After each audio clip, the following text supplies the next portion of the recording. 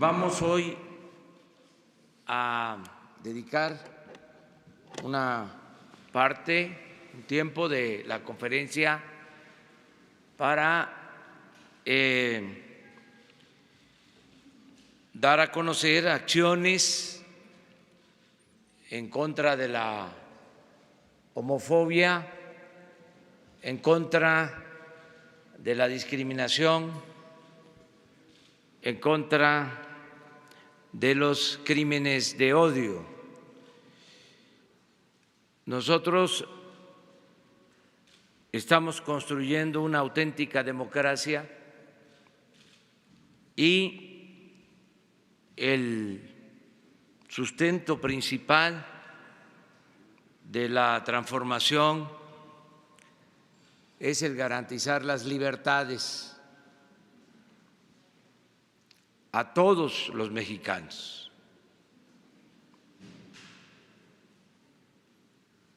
Es democracia, libertad y justicia.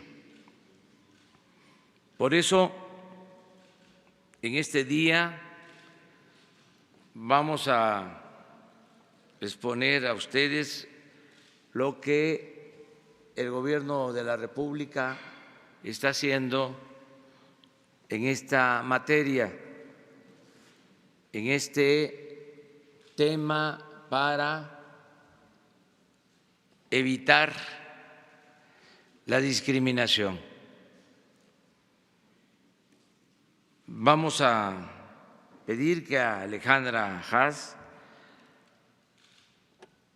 tome la palabra. Invitamos también a Genaro Lozano, un académico que exponga sobre el tema.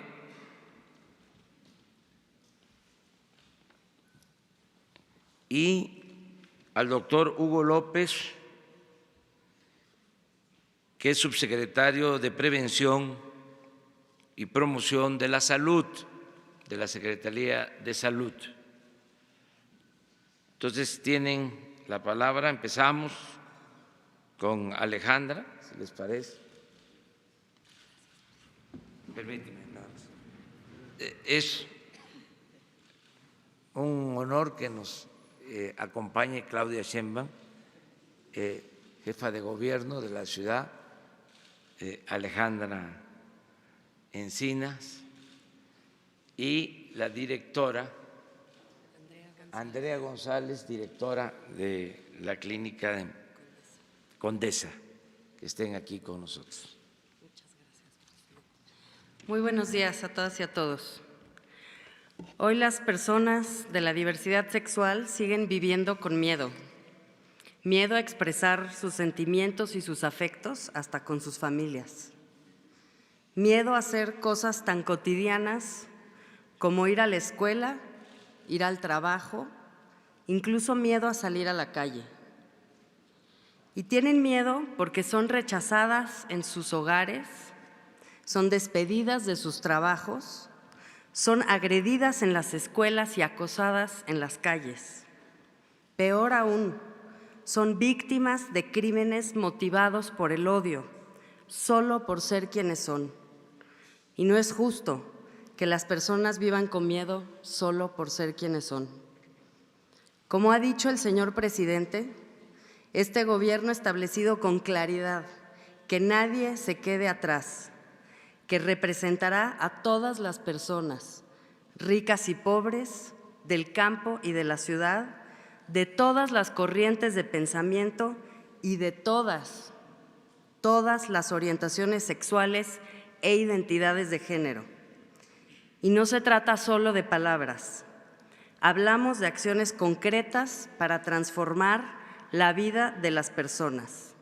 Enunciaré solamente algunas de estas acciones. Los servicios de salud serán dignos y apropiados para las personas de la diversidad sexual. Las instituciones de este sector están comprometidas con que se aplique correctamente el protocolo de atención a esta población. También se impulsan acciones de inclusión laboral que garanticen que todas las personas tengan las mismas oportunidades sin importar su identidad o su orientación. Entre otras acciones, reforzaremos la norma mexicana de igualdad laboral y no discriminación para que mejoren las oportunidades para todas y para todos. En las escuelas del país, nuestras niñas, niños y jóvenes están viviendo auténticas pesadillas por ser quienes son o por cómo son percibidos. No podemos permitir que nuestras escuelas sigan siendo espacios de discriminación y de violencia. En el acuerdo educativo recién publicado ya se indica que el sistema educativo será inclusivo y respetuoso de las diferencias. En conjunto, autoridades, maestros y el resto de la comunidad escolar trabajarán para volver realidad este derecho. Para que las investigaciones sobre crímenes de odio sean efectivas y la atención a las víctimas sea digna, todas las procuradurías y fiscalías del país deben atender el protocolo de actuación en los casos que involucren a esta población. Con estas y otras acciones no se pretende otorgar derechos especiales a nadie. El propósito es eliminar la discriminación que impide que las personas ejerzan sus derechos. Otro ejemplo más es la medida que ayer anunció la Secretaría de Relaciones Exteriores. Cualquier pareja, sin importar su orientación sexual, podrá contraer matrimonio en los consulados de nuestro país. Esta mañana, el presidente de México emite un decreto por el cual declara el 17 de mayo no solo como el Día Nacional de la Lucha contra la Homofobia, sino también contra la lesbofobia, la transfobia y la bifobia. Para alcanzar la paz que tanto anhelamos, debemos empezar por combatir nuestros prejuicios. Nos lastiman y dividen a las familias y a la gente. Apoyemos las acciones que pueden impulsar esta transformación social. Todas y todos podemos aportar algo. Muchas gracias.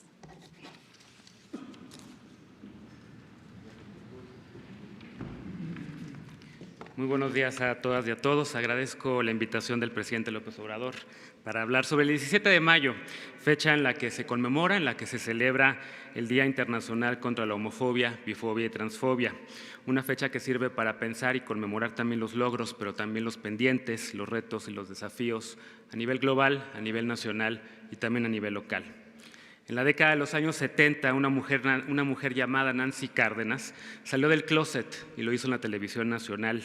Y desafiante y valiente le dijo al periodista Jacobo Zabludovsky: estoy aquí porque soy lesbiana y porque quiero los mismos derechos para todos.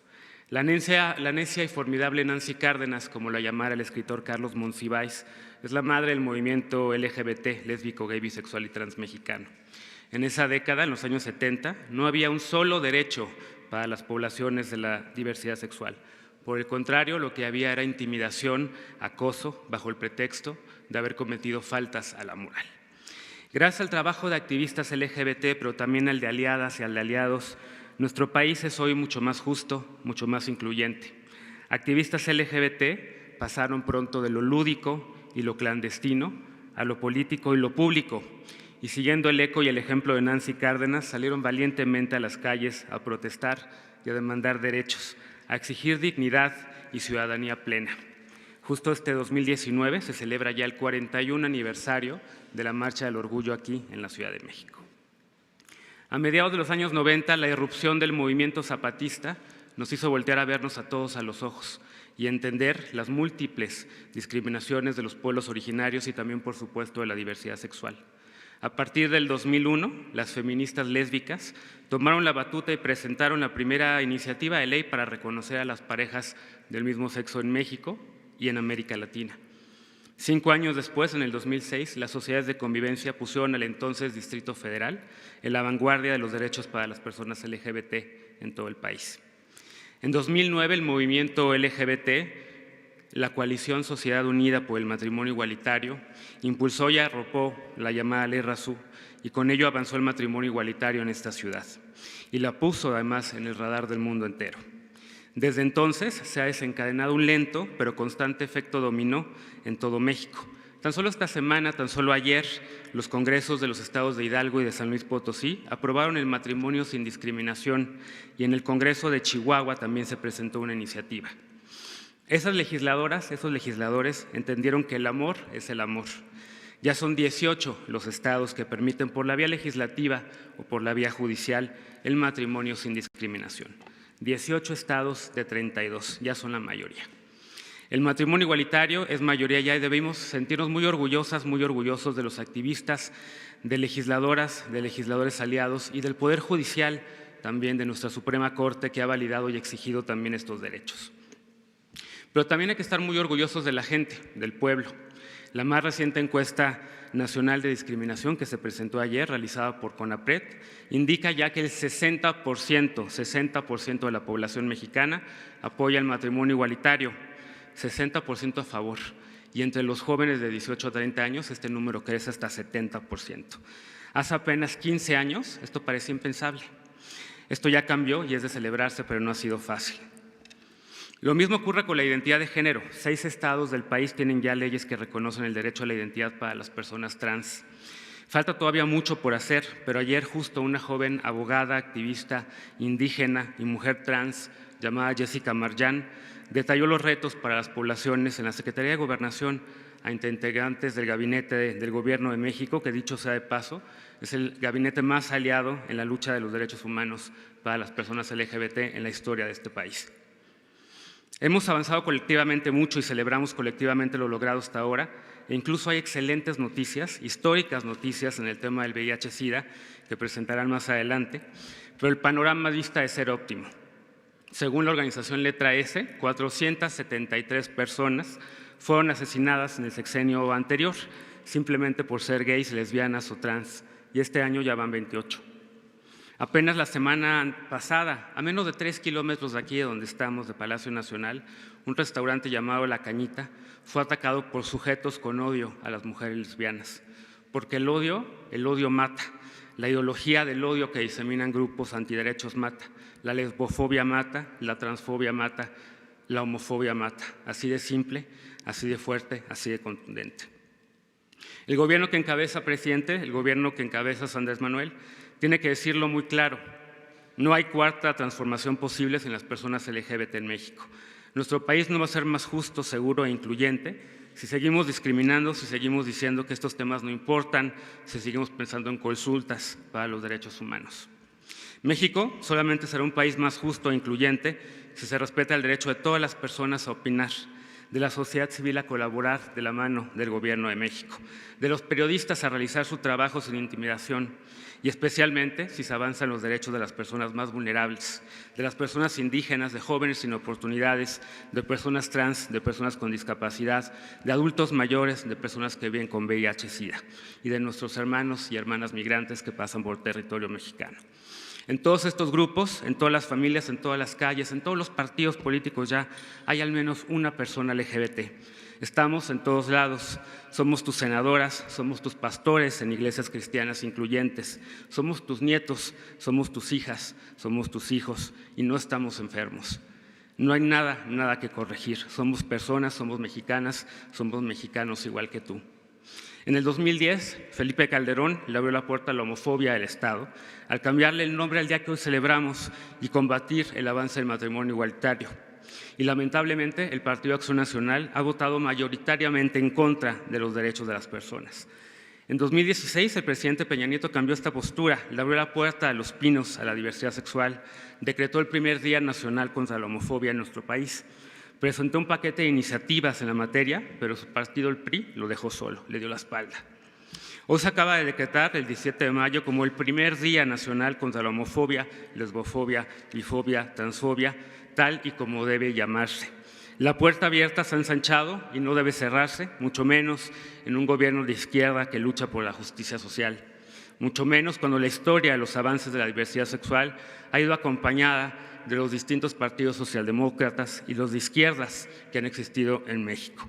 Y hay que decirlo, Morena hoy ha votado a favor de todas las iniciativas de matrimonio igualitario y de identidad de género que se han presentado, y lo ha hecho con el apoyo de muchos otros partidos, del PRD, del PT, del Movimiento Ciudadano y en algunos casos del PRI, Partido Verde y Nueva Alianza.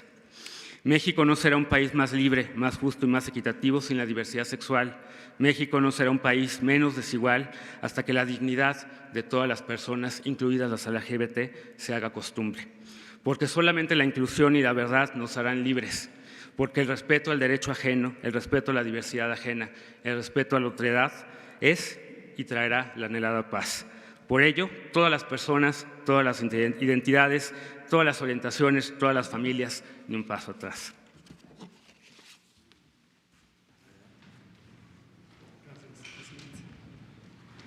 Muy buen día tengan todas y todos. La discriminación mata.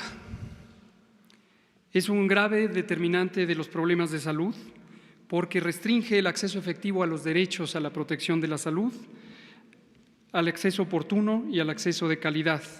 Daña, por tanto, a los individuos, tanto como a la sociedad. Es por eso que en este Gobierno el compromiso indeclinable con el derecho a la protección de la salud nos lleva a luchar contra la discriminación y a buscar un acceso igualitario, incluyente, a los servicios de salud en todas sus dimensiones. La buena noticia que ya se anunciaba tiene que ver con la manera más efectiva de alcanzar los servicios de salud, específicamente para las personas que viven con VIH. En días recientes hemos tenido la inquietud de cómo podríamos combinar dos objetivos fundamentales. El primero y superior, garantizar el derecho a la salud para las personas que viven con VIH. Y el segundo, no menos relevante, que es proteger el interés público de los intereses privados que han llevado a México a ser el país de América Latina que paga los más altos costos del tratamiento antirretroviral. Con la ayuda de expertos clínicos de probada integridad, calidad y experiencia, y de organizaciones sociales también íntegras, combativas, consecuentes, hemos tenido la propuesta de un nuevo paradigma para el manejo del VIH en México. Este nuevo paradigma nos permitió una ágil e inteligente combinación de optimización médica de los tratamientos con una mejor capacidad de negociación que ha permitido proteger el interés público. En ello quiero agradecer la muy dedicada colaboración de la Ciudad de México, del Gobierno de la Ciudad de México y específicamente del Centro de Atención Integral del VIH de la ciudad, a cargo de la doctora Andrea González. En concreto, lo que hemos logrado es histórico. Será histórico conforme va a mejorar la calidad y oportunidad del tratamiento y el prolongar la vida con calidad de las personas que sufren con la epidemia de VIH. Pero también histórico en los ahorros. Hasta el momento hemos tenido ya un abasto continuo de los medicamentos que estaban pendientes y quiero dejar en claro que precisamente por la colaboración generosa del Gobierno de la Ciudad de México pudimos asegurar que en ningún momento se perdiera el abasto en las entidades federativas. Hoy hemos asignado más de 80% de las contrataciones de compra y hemos tenido un ahorro extraordinario, nunca antes visto en nuestro país, de 1.700 millones de pesos.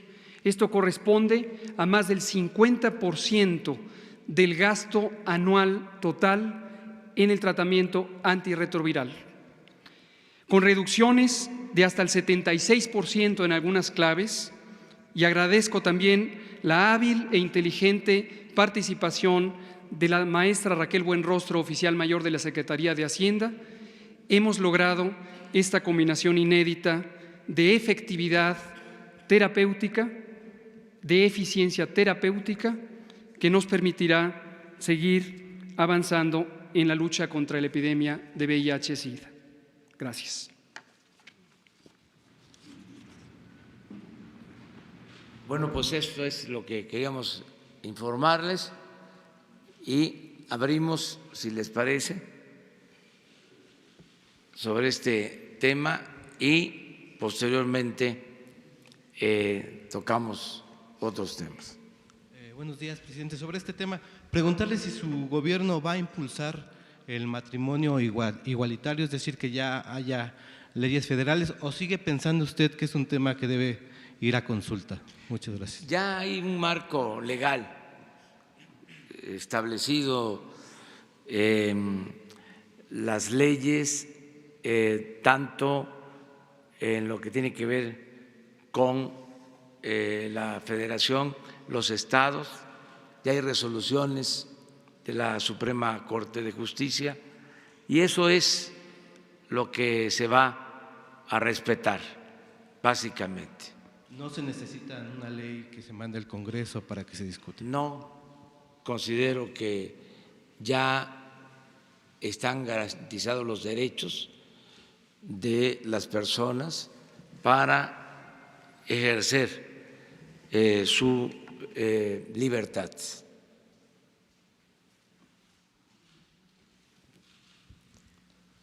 Gracias, buenos días, señor presidente. Alejandro Lelo de la Red. Preguntarle, presidente, ¿no existen las cartas que usted le envió al rey de España y al Papa, así como la que recibió del presidente Felipe Calderón? Parece absurda la pregunta, pero le voy a decir por qué. Hizo una solicitud de transparencia a la Secretaría de Relaciones Exteriores. Me respondieron que las cartas las tiene la Oficina de Presidencia. La Oficina de Presidencia me respondió que las cartas las tiene la Cancillería. Y sobre la carta que usted recibió del presidente Felipe Calderón, que nos lo contó aquí mismo el pasado 8 de abril, también me dice la Oficina de Presidencia de la República que son inexistentes. Preguntarle, presidente, ¿en verdad no existen estas cartas como lo responde la Oficina de Presidencia? ¿O hay alguna estrategia para no entregarlas o una estrategia dilatoria para entregar las cartas? Gracias, presidente.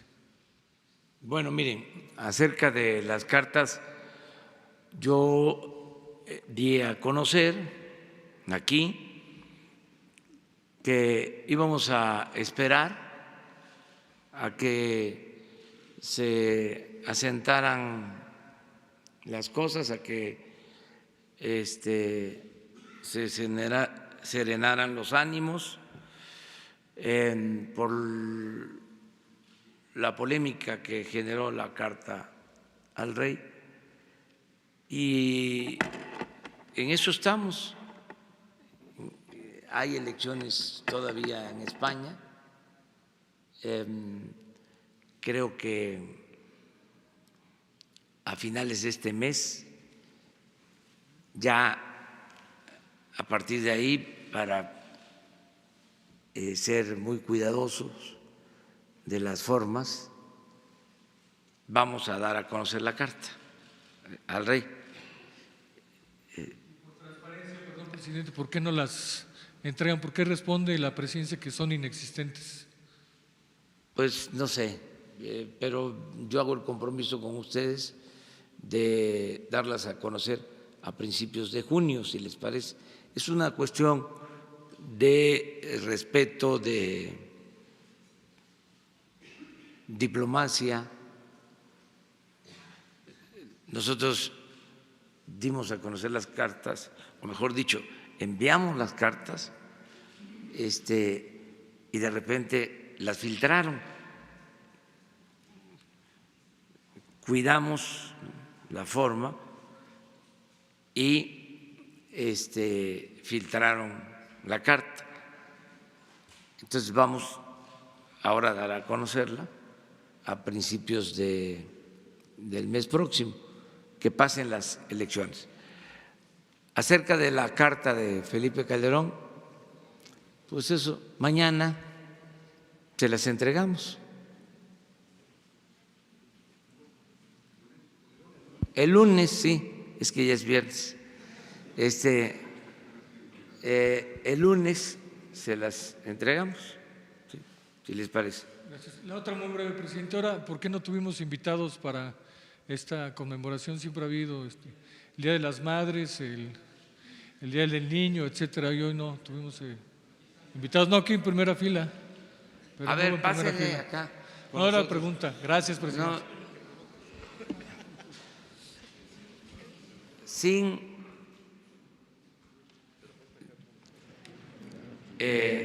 limitaciones, somos partidarios de, ya lo hemos dicho, de las libertades y estamos en contra de la discriminación. Y Alejandra leyó un párrafo. ¿Me puedes? No, sobre lo que he sostenido. Sí, nadie se puede quedar atrás. Vamos a representar a todas las personas, a ricos y pobres, a quienes viven en el campo y en la ciudad,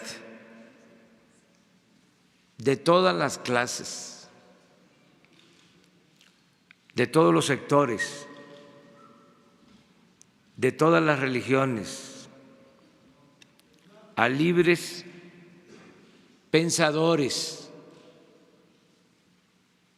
agnósticos, ateos,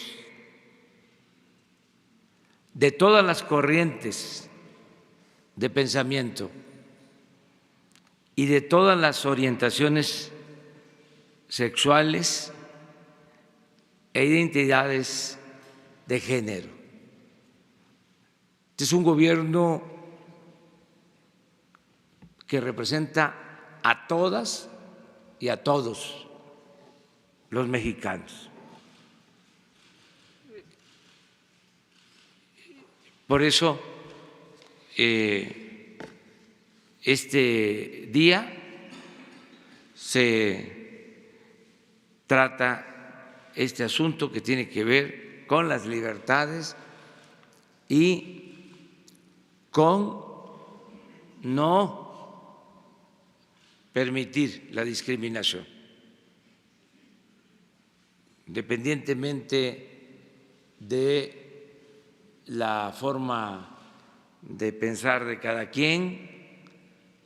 Tenemos que ser respetuosos de las libertades. No es un asunto de tolerancia, es un asunto de respeto a las libertades.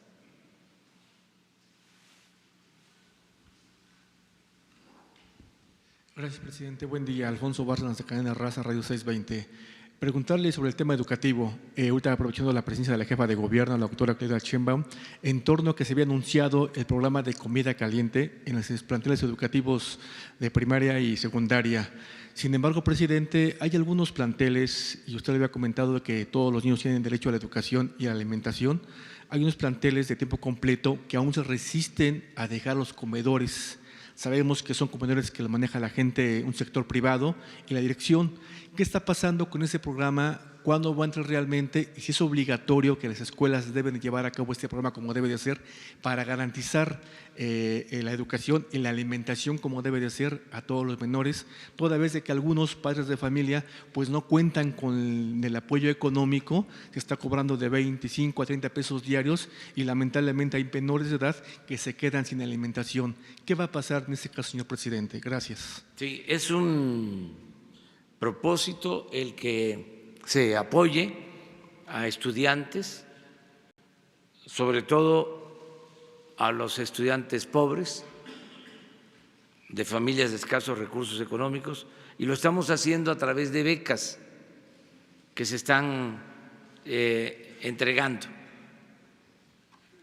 en preescolar, en primaria, en secundaria, en nivel medio superior, en nivel superior.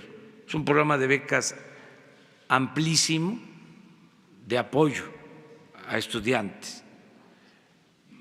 Y estamos también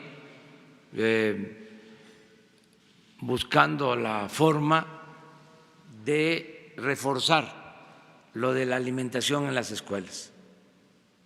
Existe ya en algunos casos, pero no es suficiente. Y lo que queremos es buscar el mejor mecanismo para que funcione bien.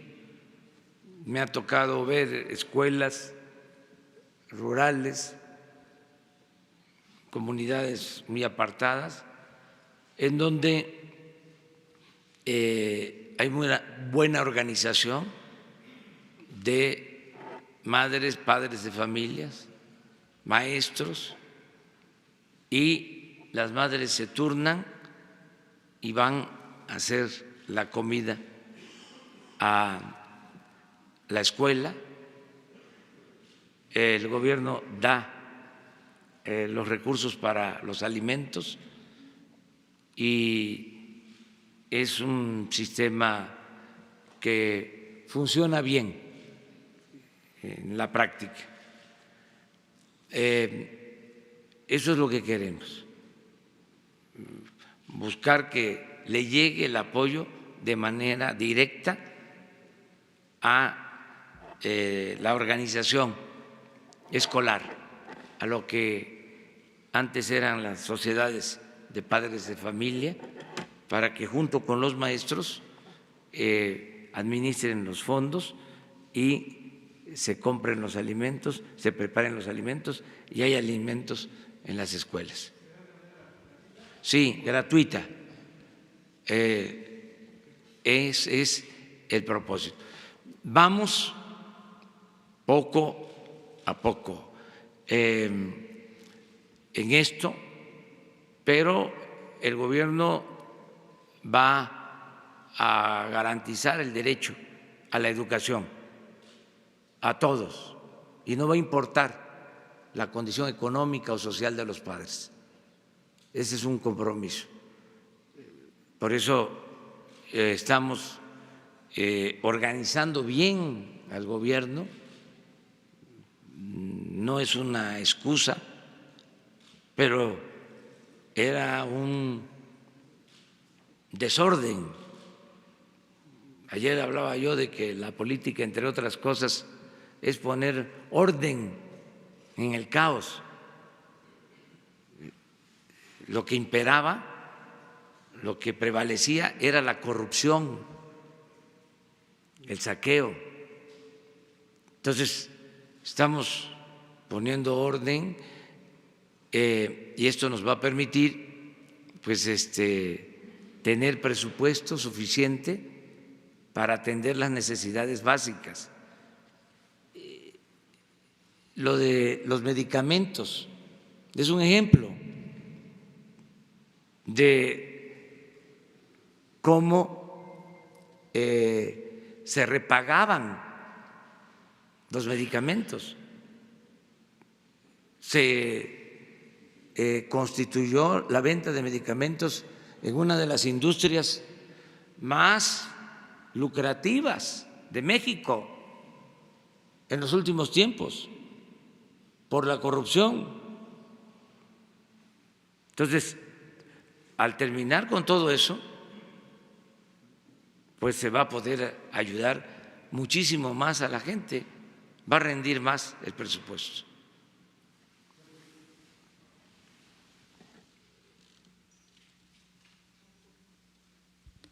Buenos días, Tomás de la Rosa, del periódico Eje Central. Señor presidente, hace un par de días comentó sobre la inversión extranjera directa, 10,000 millones de dólares, que es más que el primer trimestre del año 2018, pero me gustaría saber si tiene el dato de cuánta de esa inversión es inversión nueva, porque en el primer trimestre del año pasado fue solamente 14% la inversión nueva. Y sobre Pemex, señor presidente, se anunció el refinanciamiento de 2.500 millones de dólares, pero eso es solamente el 2.3% de los 106.502 millones de dólares que tiene Pemex al 31 de marzo. Y no sé si estaría buscando Hacienda o Pemex una mayor reestructura, porque no sé si sabe usted, señor presidente, pero Pemex paga diario 23.6 millones de dólares de puros intereses. Ojalá nos pudiera comentar. Y un poquito también la cuestión de Mexicana de Aviación, señor presidente, está ahí. Y me recuerdo que usted en campaña había comentado, había prometido que los iba a revisar el caso para apoyarlos. Hoy en día ya van, creo que 150 trabajadores de Mexicana que han fallecido y no tienen un peso para su liquidación. Gracias, señor presidente. Bueno, acerca de esto último, nosotros estamos esperando que se decida sobre los juicios que existen. El compromiso que hice fue el de no intervenir y mucho menos actuar en contra de los trabajadores. Y estoy cumpliendo con eso, esperando que el Poder Judicial resuelva.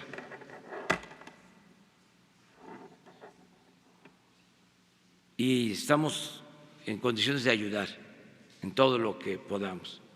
Acerca de lo de Pemex, pues ya lo hemos explicado bastante. Pemex fue una empresa maltratada por los tecnócratas corruptos, neoliberales o neoporfiristas, que querían destruirla como empresa. Pero es tan noble esa empresa porque el petróleo es un gran negocio, de que no pudieron acabarla, destruirla. Y ahora esos mismos son los que de manera cínica, cretina, dicen Pemex es una empresa endeudada, cuando ellos mismos la endeudaron. Pemex tiene esa deuda, pero tiene también mucho potencial. Estamos descubriendo nuevos yacimientos petroleros, nada más que esto no se difunde, esto no se dice, y vamos a producir mucho petróleo. Vamos a recuperar la capacidad productiva de Pemex. Y sí, Pemex tiene una deuda de un poco más de 100,000 millones de dólares, 107,000 millones de dólares aproximadamente, que por cierto no ha crecido esa deuda en lo que llevamos, ni va a crecer. 1.3. No. Según datos de Pemex. No hay incremento de deuda en términos reales. Oiga, señor presidente, pero okay. Permíteme, porque es muy interesante. Ojalá ya, como dicen los jóvenes, ya chole con esto, ¿no? Con todo respeto. Pero está bien seguirlo explicando. Miren, Pemex tiene esa deuda que se contrajo en los gobiernos anteriores, cuando no se debió endeudar a Pemex. Como se padece de amnesia, hay que estar recordando de que con Fox y con Calderón se recibieron dinero, se recibieron fondos, se recibió dinero por la venta de petróleo al extranjero como nunca en la historia. Raudales de dinero. Y todo se fue por el caño de la corrupción o se utilizó para financiar el gasto burocrático. También saben para qué, para condonar impuestos a sus allegados. Entonces, no se debió endeudar a Pemex como se hizo. Pero nosotros estamos optimistas porque Pemex produce mucho, es la empresa más rentable de México y es una de las empresas más rentables del mundo, por una razón sencilla: no se le paga renta a la naturaleza. Extraer un barril de petróleo cuesta $10 y se vende en $60. Son $50 de ganancia por barril. Por eso sopilotean tanto, porque es un gran negocio. Entonces, bien administrado, vamos a salir adelante con Pemex, no vamos a tener ningún problema y vamos a cumplir con todos los compromisos sin utilizar fondos de estabilización, sin solicitar deuda. Estamos haciendo un esfuerzo de ahorrar para rescatar a Pemex, que es una empresa fundamental de la nación, y lo vamos a hacer. ¿Por qué no reestructurar, señor presidente, más deuda? Digo, 23.6 millones de dólares diarios de pago de intereses es muchísimo. Nosotros vamos a tener cada vez menos deuda, se van a pagar menos intereses. Acabamos de hacer una operación, la voy a volver a explicar. No, fueron 2.3% de la deuda que se reestructuró. Hasta 8,000 millones de dólares tenemos disponible. Pero en no, el caso de no que reestructura. se necesitara, pero no lo requerimos, es por si las moscas, ahí está.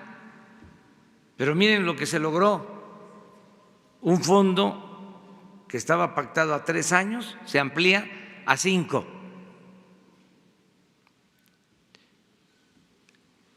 También se amplía el monto a 8,000 millones de dólares y se amplía el plazo, se amplía el monto y se reduce la tasa de interés.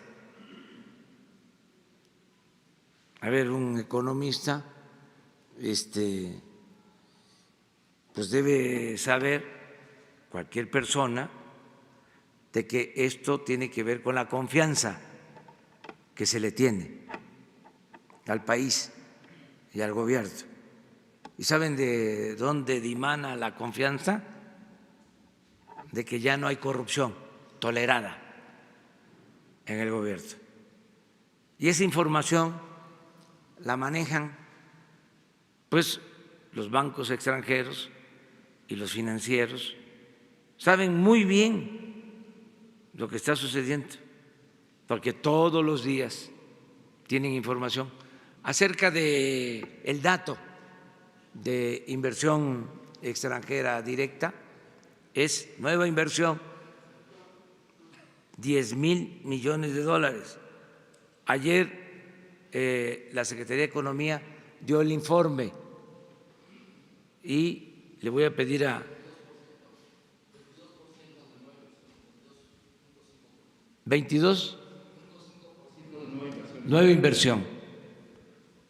22.5 de nueva inversión, incremento de inversión con relación al mismo trimestre ¿Cuál es su meta, del año pasado, ¿Cuál es su meta para 2019 de inversión extranjera directa, señor presidente? 7% de aumento.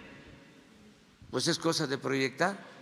Si así fue el primer trimestre, hagamos la cuenta de cómo nos va a ir en el año. Va a haber más inversión extranjera en el país este año que el año anterior, 7% promedio, mínimo.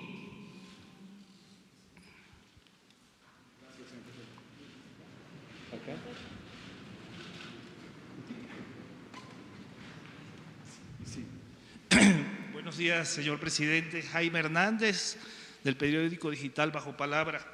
Retomando el tema que usted comentó hace un momento sobre apoyar con alimentos a la niñez de la educación básica en el país.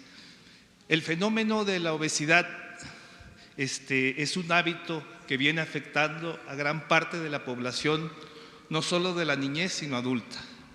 Aquí viene la pregunta: el sector educativo, las escuelas y los padres de familias, creo que no hay que dejarlos solos. Habría que orientarlos a través de quizás del sector salud para privilegiar la orientación alimenticia de la niñez en el país. Sí, es fundamental. Todo lo que se haga para prevenir da resultados. En el caso de la medicina está demostrado que lo mejor es lo preventivo, mejor que la medicina curativa. Y esto tiene que ver con alimentación, tiene que ver con la educación para la salud, tiene que ver pues con la orientación nutricional, tiene que ver con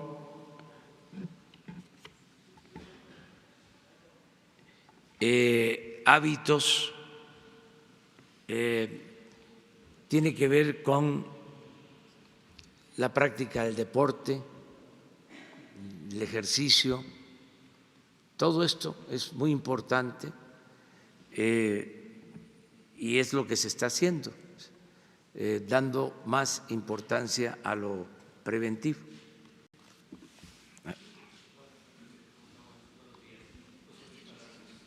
De Página Ciudadana, después de varios años volverlo a ver. Dos preguntas. Una, dice, el destino nos alcanzó, hay mucha contaminación. ¿No sería bueno retomar los ventiladores que propuso el ingeniero Alberto Castillo, que tanta burla le hicieron en el pasado y son utilizados en otras naciones? ¿No es momento de repensar y retomar esa propuesta? Es la primera bola. La segunda bola, señor, usted habla de justicia. ¿Es justo que la clase media, la clase trabajadora, pague impuestos, ICR, pague por trabajar? ¿Cuál es su opinión? Miren, Claudia tiene que irse, pero a mí me gustaría que antes de irse que contestara a la primera pregunta. Gracias, presidente. Buenos días. Es una alternativa que se ha estudiado mucho, no es una alternativa viable. En realidad, para reducir la contaminación, pues hay que ir a las fuentes de la contaminación. En el caso de la zona metropolitana tiene que ver con vehículos, tiene que ver con industria y recientemente por las elevadas temperaturas, los incendios agroforestales, etcétera. Entonces, ahí es donde hay que ir para reducir emisiones. Sí, por el momento inclusive le tocó a Alejandro también revisarlo y no es un proyecto viable. Gracias. Pues ahora sí.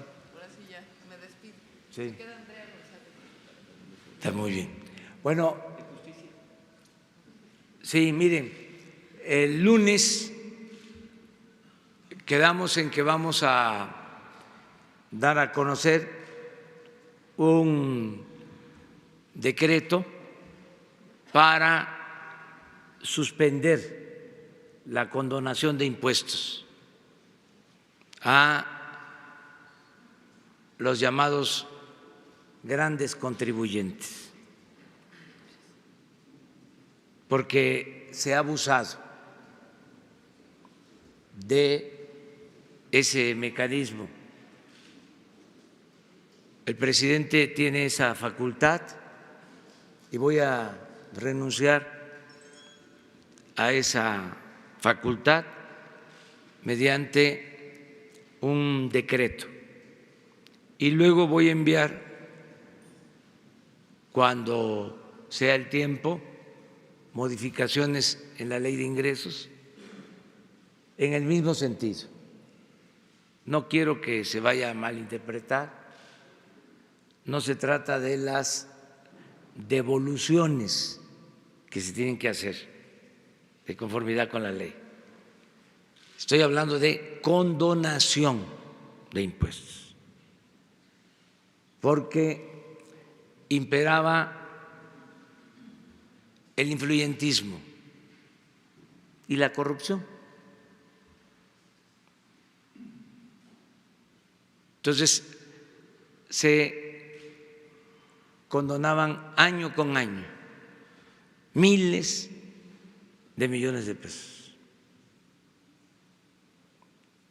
al grado de que habían grandes contribuyentes que no pagaban impuestos.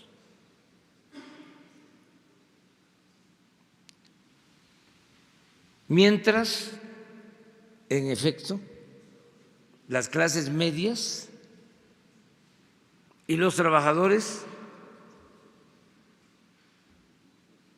sostenían la hacienda pública. Muy injusto y muy hipócrita, porque el conservadurismo, si ustedes se acuerdan, tenía como bandera el que pagaran impuestos los viene,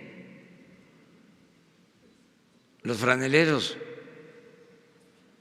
los que se buscan la vida como pueden, porque se les cerraron las opciones, las alternativas, mientras ellos no pagaban impuestos. Una gran hipocresía. Entonces, eso se va a terminar. El lunes vamos a informar sobre este asunto. Es parte también de los cambios. No es modificar el marco legal, no es ninguna reforma fiscal. No estoy incumpliendo el compromiso de no cambiar leyes fiscales. Dije, no van a aumentar los impuestos, no van a haber impuestos nuevos. Eso se cumple. Es nada más terminar con privilegios, que se termine con estas prácticas. Y me ayuda mucho, porque ya sí,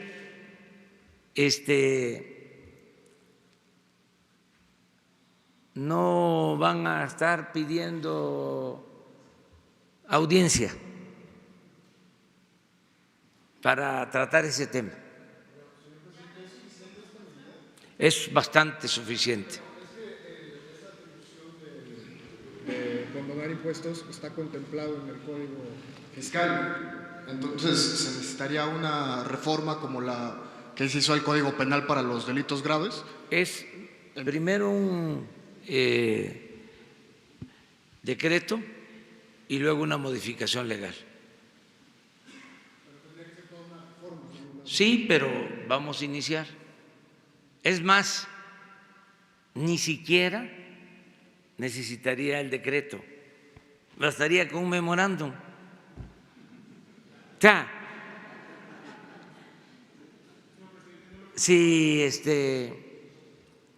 ya es una decisión tomada, es mi facultad. Es sencillamente no permitir que haya condonación de impuestos. Y el lunes vamos, como dicen los abogados, a fundar y motivar la decisión, porque les vamos a dar a conocer el monto de lo que se ha condonado en los últimos tiempos. Todos tenemos que contribuir. Lo que está mal es que no haya justicia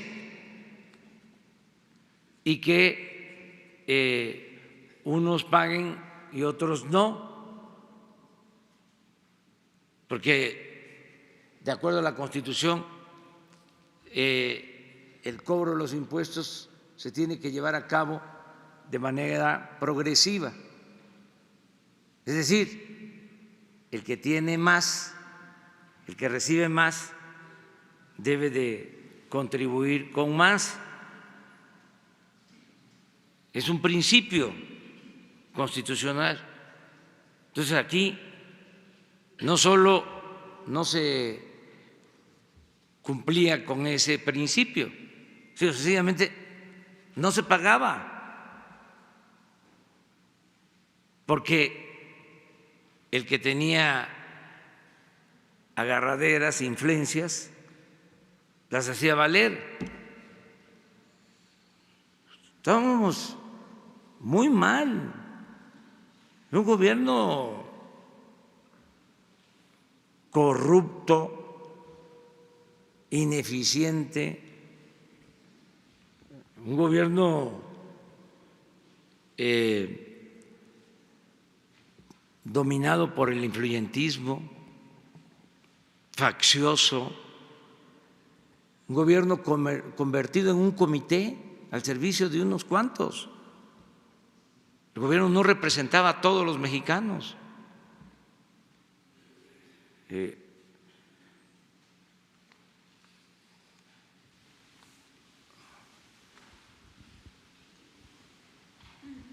Presidente, buenos días. David Pérez de Tejada, de Informe 24. Con el tema de hoy, en esta lucha por la igualdad de personas del mismo sexo, ¿se contempla ya algo sobre los pensiones que tengan cuando fallezca la pareja, que reciban ese dinero, esas facilidades, o para adoptar niños?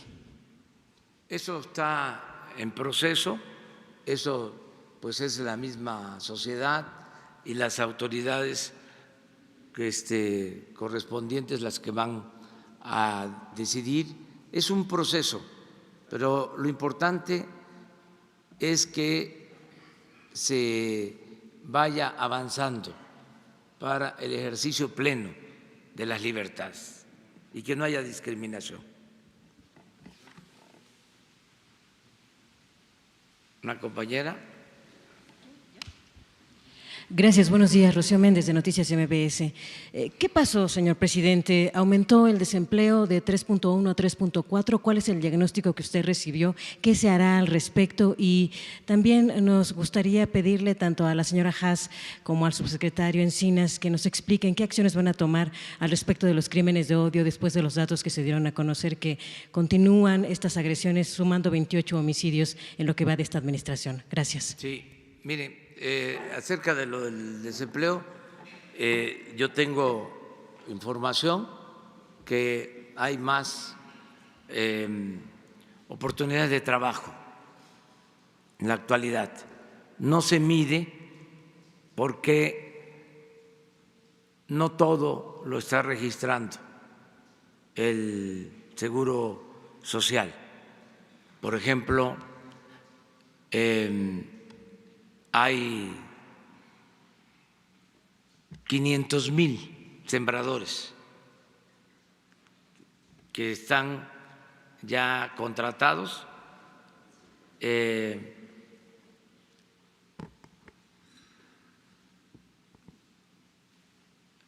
A ver, quiero ver la cifra. Son 500,000 jóvenes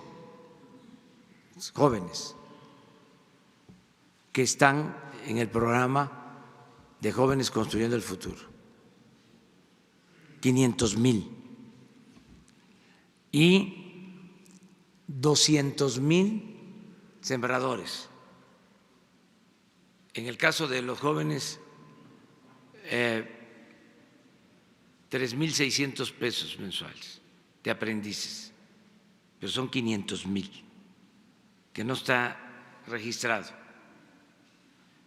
Se puede decir, es apenas un poquito más de salario mínimo, pero en el seguro se inscribe a partir de salario mínimo. En el caso de los jornaleros, de los sembradores, son 200,000 y es un jornal de 5,600 pesos mensuales.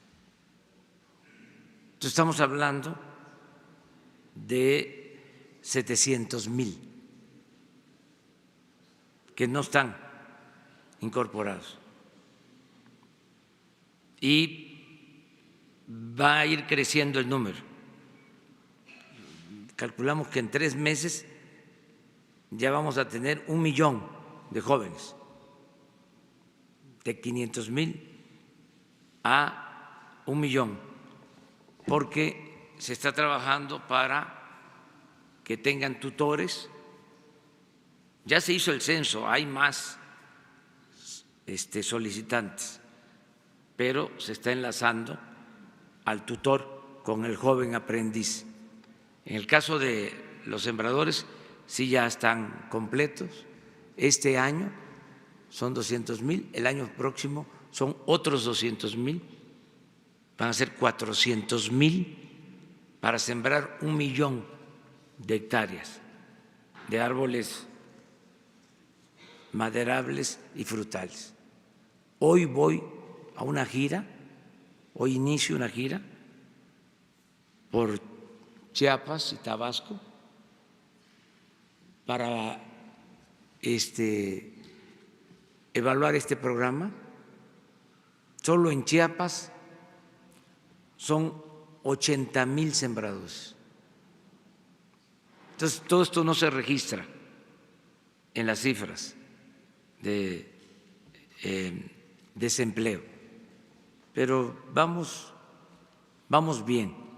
Yo no me atrevería a decirles mentiras, a decir vamos bien si no fuese cierto. Lo que pasa es que nuestros adversarios se frotan las manos pensando que nos va a ir mal y pues se van a quedar con las ganas, porque nos está yendo bien, afortunadamente. Vamos bien y de buenas. El día 1 de julio voy a informar al pueblo de México a detalle todo, en qué avanzamos, en qué estamos igual que antes. Sí les puedo decir que casi en nada se ha retrocedido. Todo ha sido avance. 1 de julio. 1 de julio. ¿Por qué? Porque vamos a cumplir 1 año del triunfo.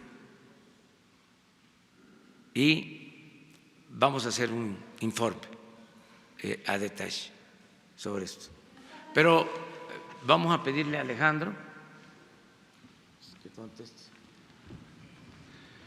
Sí, de manera muy puntual, el gobierno mexicano está impulsando un programa no solamente para atender las manifestaciones de este conflicto que representan lamentablemente los crímenes de odio contra la mujer. Se trata, por supuesto, de enfrentarlos con mucha firmeza desde el ámbito de la Fiscalía General y las Fiscalías de los estados para que no haya impunidad. Pero es un problema que requiere una atención integral mucho más amplia. Estamos hablando que en estos momentos el 20% de los delitos de la incidencia delictiva en el país se da dentro del lugar. Es la violencia familiar asociada también a la discriminación de sus propios miembros. Por eso lo que ha presentado aquí la presidenta del Consejo Nacional contra la Discriminación, Alejandra Haas, habla de 5 acciones muy puntuales, la primera vinculada con el tarea de las fiscalías, pero que van al fondo del asunto. Cambios sustantivos en los programas de estudio, con la atención de la Secretaría de Educación Pública para enfrentar los problemas de discriminación, en donde no solamente son los temas de homofobia, sino también de discriminación contra la mujer. Las acciones de la Secretaría de Salud para evitar la discriminación en la prestación de los servicios en los servicios de salud pública. Las tareas de la Secretaría del Trabajo para que nadie sea discriminado y se le impide el acceso al trabajo por su condición de género o su preferencia sexual. E incluso el cómo la Secretaría de Relaciones Exteriores va a facilitar el matrimonio igualitario en los consulados de México en todo el mundo. Pero hay otras acciones que se están llevando adelante. Por ejemplo, el Consejo Nacional de Población, aquí está quien lo encabeza, su secretario general Carlos Echarri, pondrá énfasis particular en desarrollar nuevas tareas, nuevos programas que permitan enfrentar las causas de origen de los problemas, evitar el embarazo temprano de niñas y jóvenes menores de edad, dar una visión distinta de los viejos esquemas de planificación familiar para avanzar en los programas de salud sexual y reproductiva, e incluso en el Registro Nacional de Población estamos avanzando en otorgar el derecho a la identidad de las personas transgénero. Creo que son temas muy importantes que se fortalecerán con la acción de la Comisión Nacional para Erradicar la Violencia contra las Mujeres, en donde un tema fundamental va a ser la violencia contra las mujeres transgénero. Por eso es que son las principales víctimas de feminicidio, lesbianas, mujeres transgénero, que como lo dijo aquí Genaro Lozano en su presentación, hay hechos recientes aquí en la Ciudad de México que tenemos que frenar y combatir. Adelante. Buenos días, Montserrat Sánchez de Reporte Índigo. Serían para el subsecretario Alejandro Encinas. El día de ayer mataron a Francisco Romero, periodista en Quintana Roo. Es el 5º periodista según artículo 19. Contaba con el mecanismo de protección. ¿Se harán nuevamente modificaciones o qué procederá tras el asesinato de este periodista? Y en segundo lugar, si me permite, el día martes que presentó el informe sobre fosas, Sonora es el segundo estado con más fosas y justamente es de los 3 estados que no cuentan con una comisión local de búsqueda. ¿Cuándo se instalará esta en este estado? Gracias. Con mucho gusto. Sí, efectivamente, lamentablemente ayer se registró el homicidio de Francisco Romero Díaz, quien era reportero del periódico de Quintana Roo y de otros medios como le ocurrió aquí, que era un medio electrónico. Él estaba incorporado desde julio del 2018 en el mecanismo de protección con la mayor parte de las acciones que se otorgan, un programa muy severo de protección, donde incluso se estableció un domicilio para que radicara en la Ciudad de México, el cual él decidió dejar a un lado y regresar a vivir a Playa del Carmen. Por supuesto que estamos haciendo la investigación del caso, asociada a la que se ha abierto por parte de la Fiscalía del Estado, tomando en consideración particularmente la declaración de su esposa, quien señala que efectivamente el mecanismo había venido cumpliendo con su responsabilidad y el personal de escolta lo estuvo acompañando hasta su casa ese día donde pernoctó y lamentablemente él salió sin haber dado aviso a nadie y sucedió este percance. Pero esto tendrá que desarrollarlo, sin lugar a dudas, la investigación de la Fiscalía, y estamos dando todo el apoyo a la familia, como también al personal del medio Quintana Roo hoy, con quien hemos estado en comunicación, particularmente responsable del mecanismo Aarón Mastache, desde la primera hora del día de ayer. Y por supuesto habrá que revisar la implementación de las medidas que se otorgan para la protección, donde sí tenemos que pedirles a los beneficiarios de este programa pues que nos ayuden a cumplir con los parámetros de seguridad que se requieren para evitar este tipo de incidentes. Y en el caso de la Comisión Local de Búsqueda en Sonora, hemos ya establecido contacto con la gobernadora del Estado. Personalmente he hablado con ella y espero que en las próximas semanas quede resuelto. Va avanzando muy bien la conformación de las comisiones locales de búsqueda y esperemos ya tener la totalidad en las próximas semanas.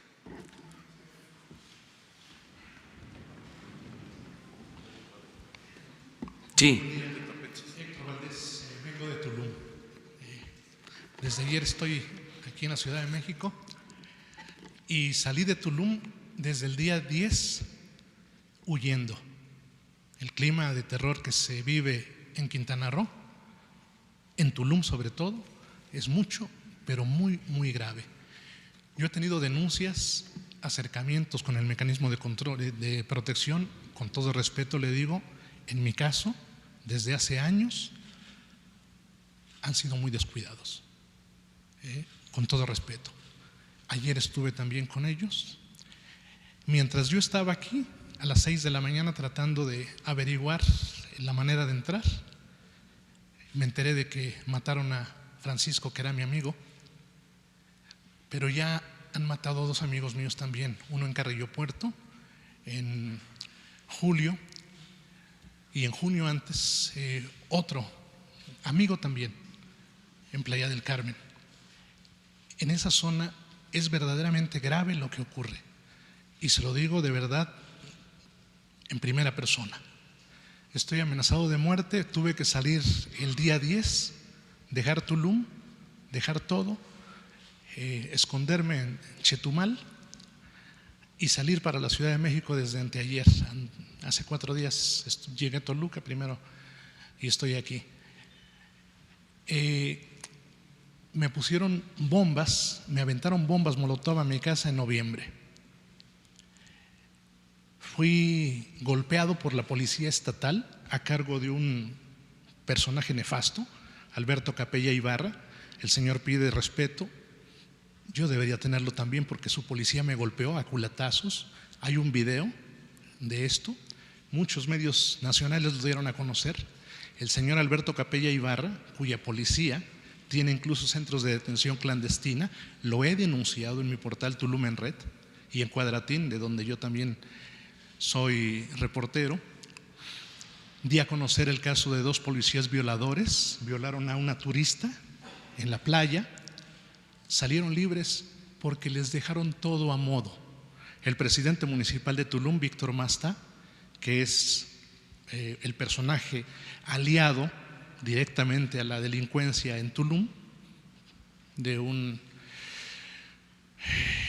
corazón tricolor antes, pero ahora muy conservador, igual que el gobernador, parece que le dejan las cosas a modo a la delincuencia y parece que ellos deciden dónde crece y dónde disminuye la delincuencia. Yo he hecho periodismo crítico desde hace 10 años en redes sociales. Tengo Tulum en Red desde hace 10 años, mucho antes que medios electrónicos existieran. Yo ya tenía Tulum en Red. Entrevisté en muchas ocasiones al señor presidente como candidato desde hace mucho tiempo, cuando no lo entrevistaban todavía. En Cafeto comimos alguna vez. Estoy de verdad lastimado, sobre todo porque ayer, mientras estaba yo acá afuera en La Moneda, me enteré de que Francisco lo habían matado y estoy consternado porque a mí, después de esta golpiza que le dije, un policía estatal me dijo que yo ya estaba muerto. Me dijo: tú ya estás muerto, hijo de… nomás que no lo sabes todavía. Un policía estatal. El señor Alberto Capella Ibarra no se pronunció al respecto, ni el gobernador tampoco. Se dio a conocer en medios nacionales. Siguió. En marzo en abril todavía.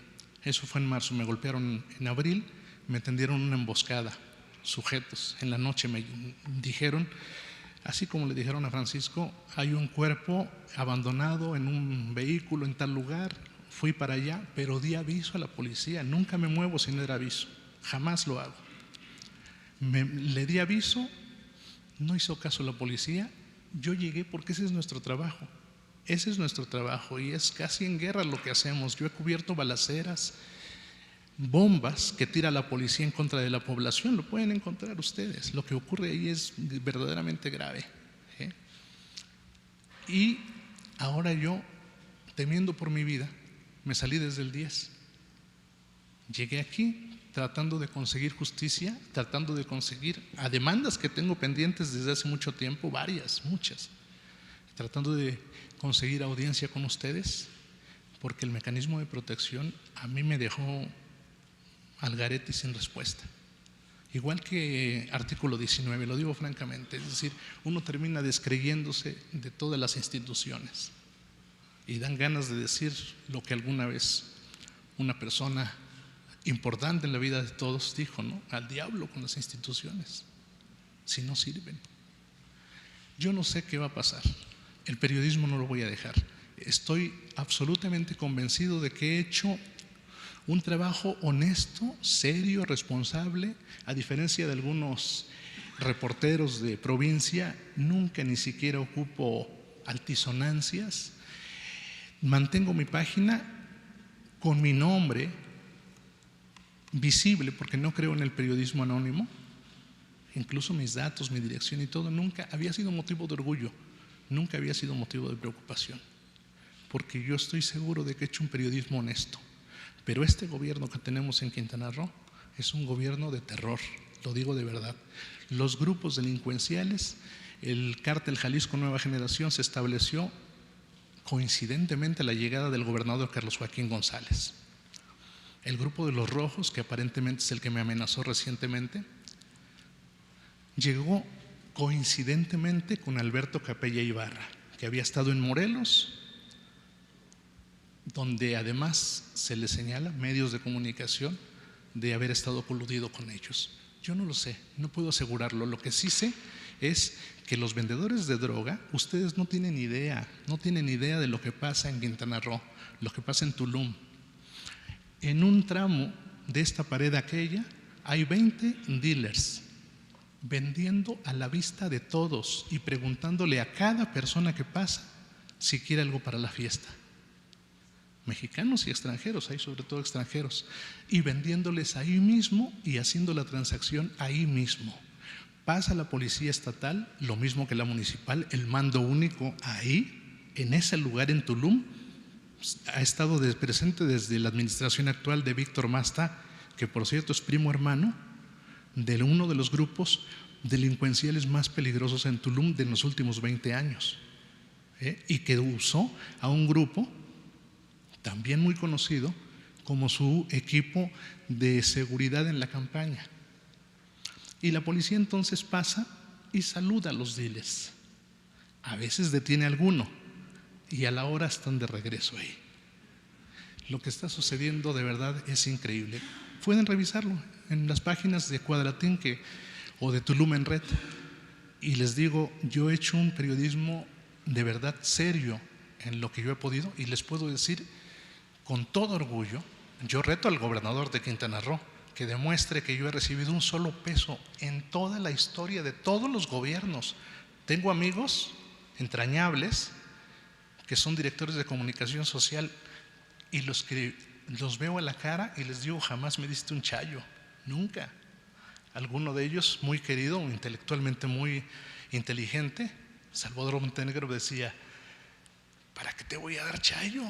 Los chayos se les dan a los enemigos. Tú eres mi amigo, tú eres inteligente, tú eres capaz de decir las cosas bien, así que como tú no te metes en problemas. Pero eso era entonces, hace años.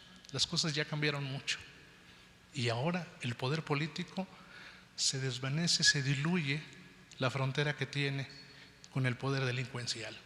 En Tulum, en Quintana Roo, las cosas son gravísimas. En Playa del Carmen empezaron a disminuir los delitos y le hicieron una campaña terrible a la presidenta municipal de Solidaridad, Laura Benestein. Le hicieron una campaña enorme, empezó a disminuir, ella empezó a meter incluso perros para detectar drogas, policías, empezó a inhibir la venta de drogas y lo que hicieron fue, con un decreto, quitarle la seguridad pública. En Tulum el mando único está, pero hay cientos, no es broma, cientos de vendedores de droga, 20 vendedores donde yo me siento a tomar café, ahí están a la vista de todos, la policía pasa. Si uno da a conocer algo, la policía te amenaza de muerte, como en mi caso. Si cubro una balacera, que hay muchas, y las he cubierto, pueden revisar, te amenazan de muerte los delincuentes. ¿Dónde? ¿Dejar el periodismo? ¿Dejar de hacer lo que hacemos? A lo mejor lo tenga que dejar de hacer, pero no creo que sea justo por la impunidad que hay. Es una impunidad enorme, gigantesca, no tienen idea de lo que es. Y se los digo de corazón, ojalá que la justicia federal, ojalá que las acciones federales sean capaces de revertir algo que está pasando en Quintana Roo y en el resto del país también, en muchos lugares, pero en Quintana Roo está creciendo como nunca se había visto. Nunca jamás en toda la historia, ni en los gobiernos más oprobiosos yo había visto esto. Nunca fui tan amenazado, y fui amenazado antes, y fui metido a la cárcel, pero nunca jamás había visto lo que estoy viviendo ahora, jamás, en toda la historia de Quintana Roo. Y el gobierno de Roberto Borge, que yo lo criticaba cuando todos lo aplaudían, los mismos que ahora están aplaudiendo al gobernador en turno, yo criticaba a Roberto Borge, ellos lo aplaudían también. Nunca recibí un peso, ni del gobierno municipal tampoco, pero a cambio, el presidente municipal en su campaña dijo que lo único que tengo es un carro pagado a plazos, todavía lo terminé de pagar, 3 años.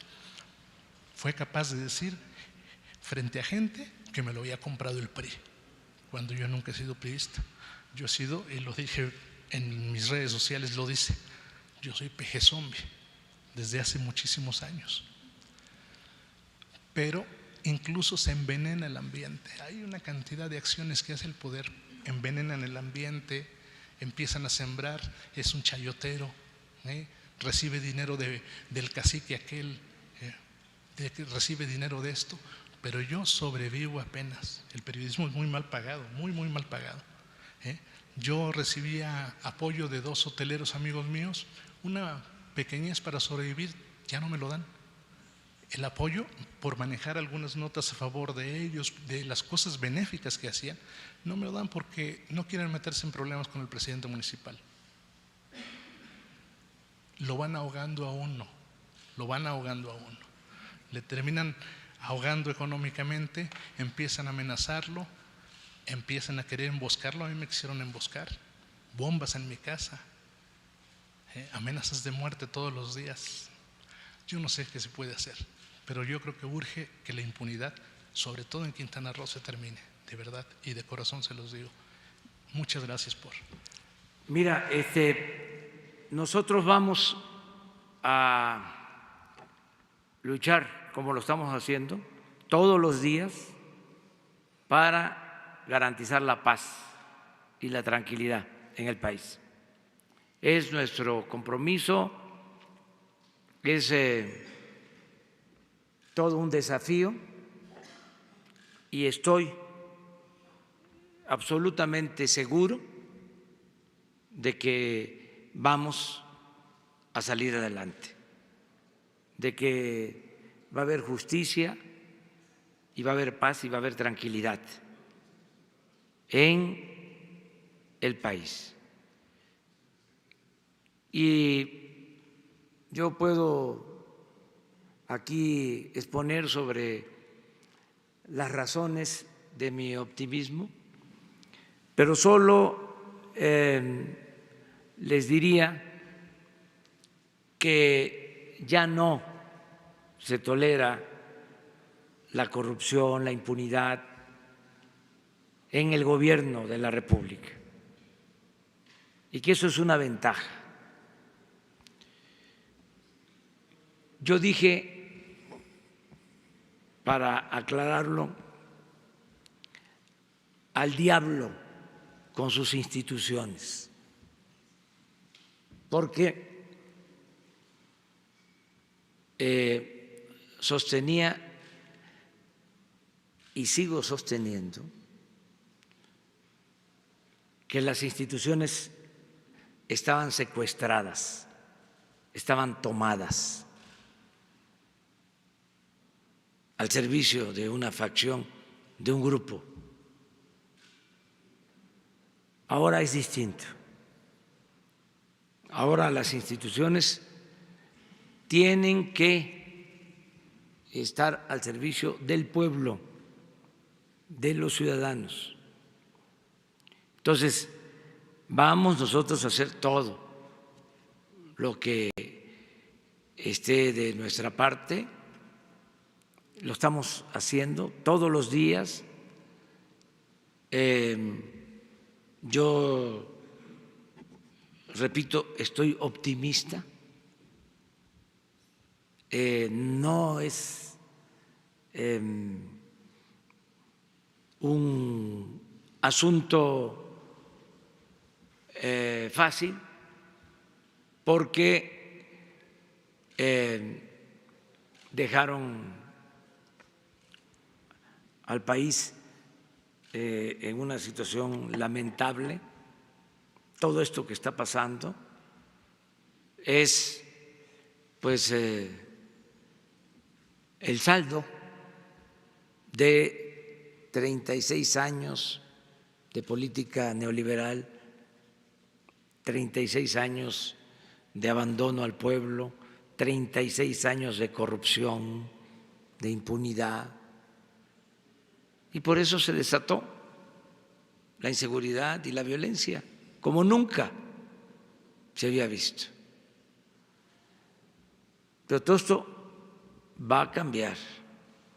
Y en tu caso, que mereces todo nuestro respeto y toda nuestra protección, nuestro apoyo, nuestra ayuda, Alejandro va a hablar contigo ahora para ponerse de acuerdo,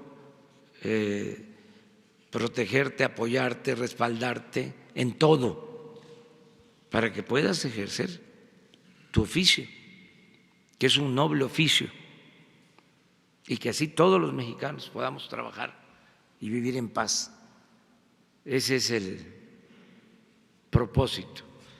Yo quiero aprovechar también, porque son casos que duelen mucho, todos los homicidios, todas las pérdidas de vidas humanas duelen, todas. No somos robots, somos seres humanos, tenemos sentimientos. Nos duele lo que sucede en el país, sobre todo cuando pierden la vida mexicanos, seres humanos. Y por eso quiero aprovechar para mandar un abrazo al diputado Marco Adame, que perdió a su hermano, también por la violencia que desgraciadamente prevalece en el país. Y a todos nuestros más sentidos pésames, y al mismo tiempo acompañado de ese pésame, de esa solidaridad, el compromiso sincero, serio, de que no vamos a dejar de atender este grave problema del país. Todos los días, desde muy temprano hasta muy tarde, estamos dedicados a atender los asuntos públicos y en particular lo que tiene que ver con la inseguridad y con la violencia. Estamos haciendo todo. No estamos viendo el problema por encima, no dándole importancia, lo estamos atendiendo como se merece un asunto de esta naturaleza y lo estoy haciendo personalmente y me están ayudando servidores públicos también comprometidos, me están ayudando los marinos, me están ayudando los militares, dos instituciones importantes, la Marina, la Secretaría de la Defensa, la Secretaría de Seguridad Pública, me está ayudando la Secretaría de Gobernación, me ayudan servidores públicos sensibles como los que están aquí, gente honesta como Alejandro, con buenos sentimientos, gente responsable, todos estamos trabajando unidos, juntos, para garantizar la paz y la tranquilidad y así vamos a continuar. Ese es el compromiso que hacemos contigo, con los habitantes de Quintana Roo y de todo México, de todo México. Vamos a terminar porque ya tengo que salir. Vamos a Chiapas a una gira. Vamos a estar en